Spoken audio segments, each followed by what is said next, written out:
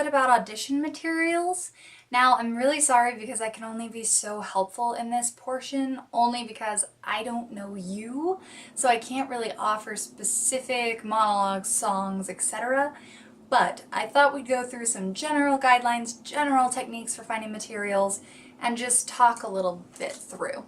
So when I think in one of my earlier videos, I talked a little bit about like what in general you would need for college auditions. And so that would be, if you're acting, you probably are going to need, and double check at your school, do not be like, oh, Gretchen said, but you're probably going to need a contemporary comedic monologue, a contemporary dramatic monologue, and then probably a Shakespeare or a classical of some sort. Could be Chekhov, something like that. For myself, I used, let's see, my dramatic monologue was, well, it switched around sometimes, but it was either Junk or it was from Happy Days by Beckett. And then my comedic was The Lonely Planet. And gosh, I'm not remembering. I know I used a Shakespeare, but I only needed it for one audition and I just don't remember which one it was, guys. But I did a Shakespeare as my classical. So in finding monologues, it is a pain to find monologues, and good monologues too. So step one, I would say never ever get a monologue book. The ones in there are not good, and or they are completely overdone.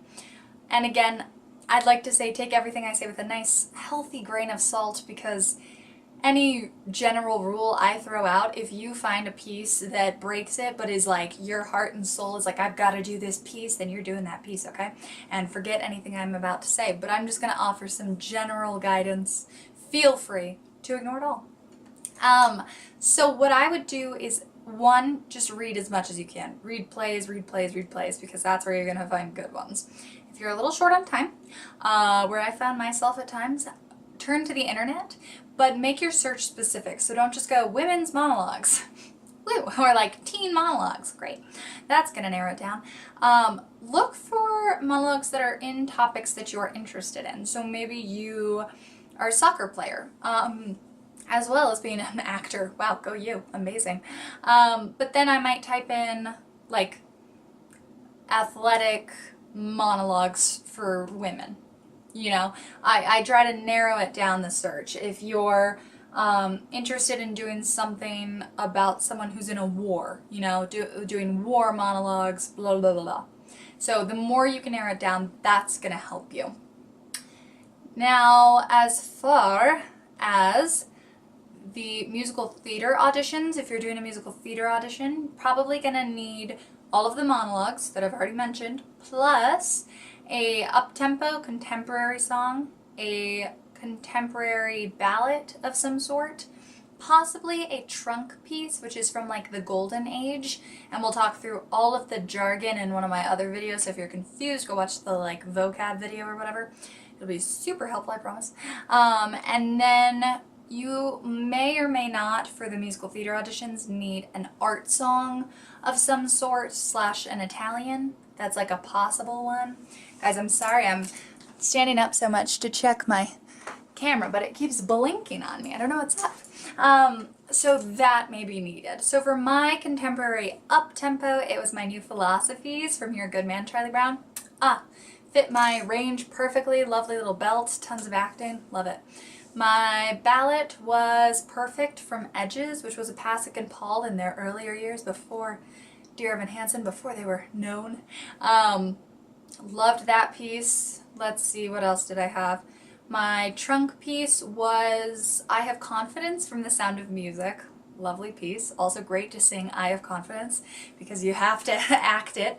And then my art song was Two Marionettes. I think it's by Edith Cook, I want to say.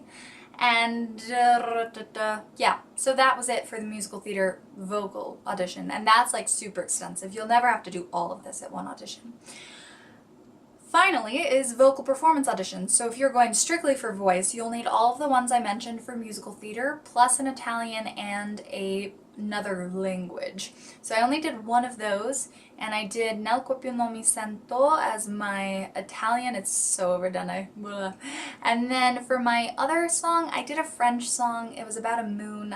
I don't remember it. I apologize.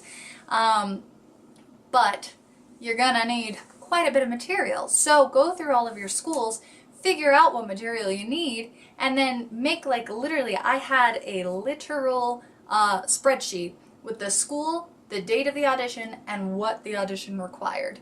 And I would have next to it like all of the like which monologues I need, which songs, so that I knew going into it. For finding songs, it's a bit more difficult, and again, I wish I knew you so I could just offer you some options. But start with musicals that maybe you like, songs that you've heard that you enjoy. I do caution you from performing something from a very well-known musical such as Wicked or Phantom of the Opera, or you know them all. But at the same time, if you're like, listen, I'm gonna slay that Wicked song so hard they're gonna have to let me in, then you're doing that Wicked song and I can't wait to hear it. I use right now a lot Requiem from Dear Evan Hansen. It just fits my voice really well, and it's like, it's super overdone. It's on Broadway, everyone's doing it, but it fits me well and I know I can do it, so that's what I use a lot right now. And then just trust your instincts as far as what material you're using, and don't get too fixated because it can change. So for example, I used Junk and what was the other monologue I said? Yikes. The Lonely Planet, for the majority of my school's auditions. However, for NYU, they did not ask for comedic and dramatic. They just said 2 monologues that are contrasting. And so I used Happy Days by Beckett, which a lot of my mentors said not to do. They were very against it. But I was like, I slay this monologue. This monologue is who I am, and if they don't see that and appreciate who I am in that piece, then this isn't a school I want to be at. And I did it, and I felt so good after that audition. I walked away and I was like, if I don't get in, there was absolutely nothing else I could have done to get in. And that's always the feeling that you want to look for. So I wish you the very best of luck in finding that audition material. It can be a huge challenge, I know, but just hang in there, okay? Next, I'm going to talk about each of the schools that I auditioned for, and I'm going to talk about the auditions going easiest, or hardest to easiest. Yeah, so I'll see you there. Best.